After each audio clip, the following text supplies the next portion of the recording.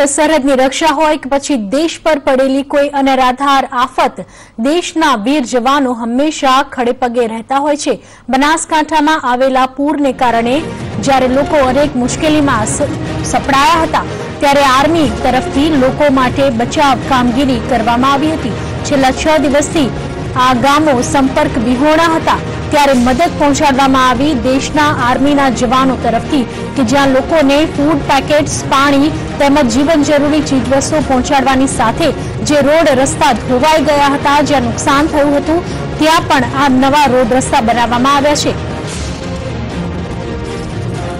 બનાસકાંઠાનું બાબરી અને જાંખેલ ગામ છેલ્લા 6 દિવસથી સંપર્ક વિહોણું હતું। અહીં લોકો તંત્રની મદદ ઝંખી રહ્યા હતા। તૂટેલા રસ્તા અને ઠેર ઠેર ભરાયેલા પાણીને કારણે તંત્ર પણ લાચાર હતું, પરંતુ આવા સમયે લોકોની વહારે આવી ભારતીય સેનાના વીર જવાનોએ જાતે જ કલાકોની જહેમત બાદ બાબરીનો તૂટેલો રસ્તો રિપેર કરી ગામના લોકો સુધી પહોંચી।